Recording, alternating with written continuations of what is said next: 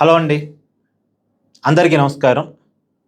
తమిళనాడులో విజయ్ గెలుపుని చూపిస్తూ ఇక్కడ పవన్ కళ్యాణ్ని వెక్కిరిస్తూ వైసీపీ సోషల్ మీడియా బ్యాచ్ పెద్ద ఎత్తున ఒక ప్రచారానికి తెరలేపింది.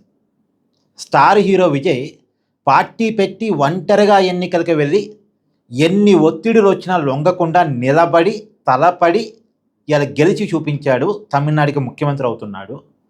కానీ ఇక్కడ పవన్ కళ్యాణ్ ఎప్పుడూ ఏదో ఒక పార్టీకి తోక పార్టీగా ఉండి కేవలం 21 స్థానాలకే పరిమితం అయిపోయి, కేవలం 2 ఎంపీలకే పరిమితం అయిపోయి, ఇప్పుడు డిప్యూటీ సీఎంగా ఉండి తానేదో గెలిచానని అనుకుంటున్నాడు. గెలుపంటే స్టార్ హీరో విజయ్ది. విజయ్ని చూసి పవన్ కళ్యాణ్ నేర్చుకోవాలి అంటూ వైసీపీ సోషల్ మీడియా వాళ్ళు పెద్ద ఎత్తున ప్రచారం చేస్తున్నారు. మరి పవన్ కళ్యాణ్ మీద వైసీపీ సోషల్ మీడియాకి అంత ప్రేమ ఉందా? నిజంగా పవన్ కళ్యాణ్ సీఎం కావాలి విజయ్ లాగాని వైసీపీ సోషల్ మీడియా కోరుకుంటుందా? వైసీపీ సోషల్ మీడియా కోరుకోవాల్సింది ఏంటి? జగన్ సీఎం కావాలని కోరుకోవాలి. కానీ వాళ్ళేంటో పవన్ కళ్యాణ్ ఒంటరిగా వెళ్ళి సీఎం కావాలని ఈ మధ్య కోరుకుంటున్నట్టుగా ఉంది. ఇదంతా దేనికోసం? కూటమిగా ఉన్నటువంటి టీడీపీకి జనసేనకు మధ్య విభేదాలు క్రియేట్ చేయడం కోసం, కింది స్థాయిలో టీడీపీ కార్యకర్తల మధ్య జనసేన కార్యకర్తల మధ్య విభేదాలు క్రియేట్ చేయడం కోసం. సరే, దానికి కౌంటర్గా జనసేన వాళ్ళు కూడా చూసారా, ప్రతిపక్షంగా అక్కడ డిఎంకేకి 59 స్థానాలు వచ్చాయి అని మిత్రులతో కలిపి 60కి పైగా స్థానాలు. కానీ ఇక్కడ వైసీపీకి కేవలం 11 స్థానాలే వచ్చాయి.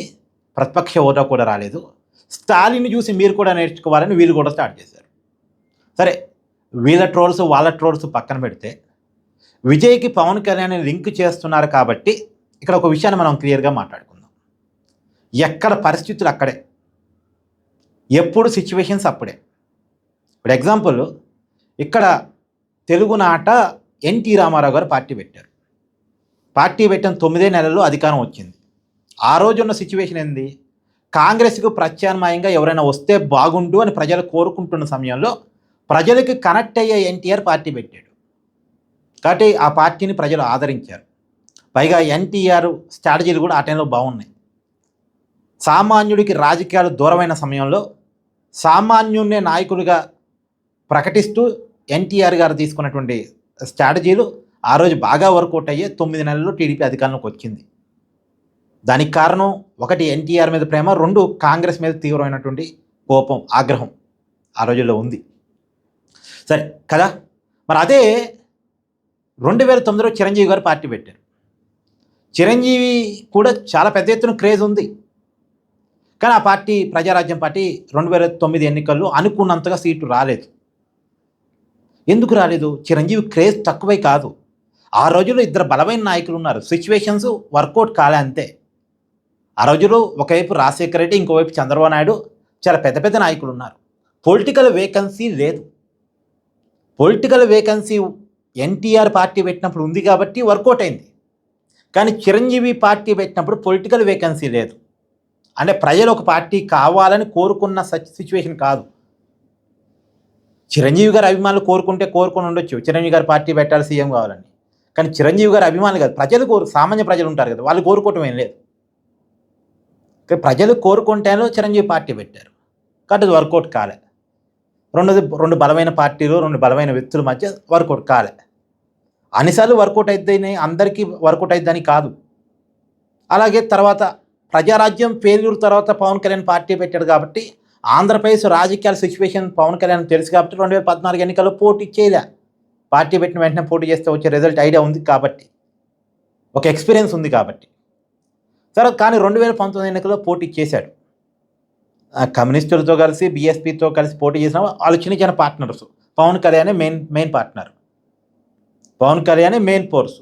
2019 ఎన్నికలు పోటీ చేశాడు. కానీ ఆ రోజు పొలిటికల్ వేకెన్సీ లేదు. చంద్రబాబు నాయుడికి ఆ రోజు వ్యతిరేకత ఉంది, జగన్కి సానుకూలత ఉంది. జగన్ వేవ్ నడిచింది అప్పుడు.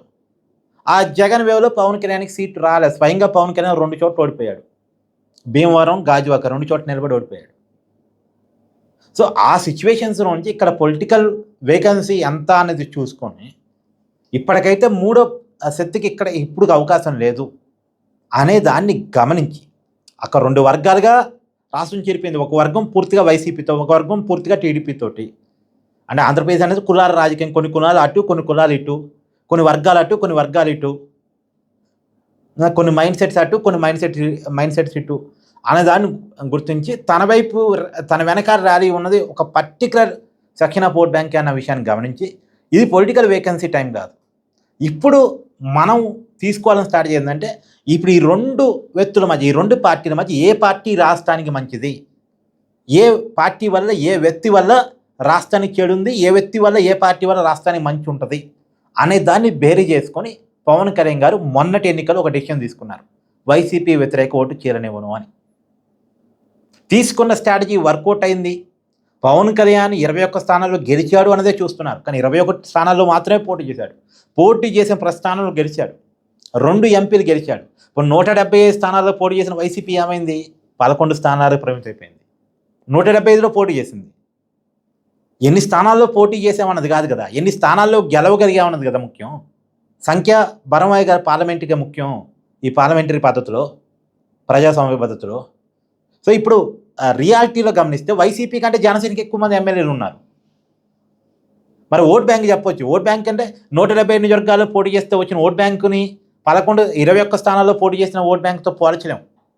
ఆ ఓట్ బ్యాంక్ పక్కన పెట్టండి. సీట్ 10 వచ్చాయి. ఈ దేశంలోనే 100% స్ట్రైక్ రేట్ జనసేన సాధించింది.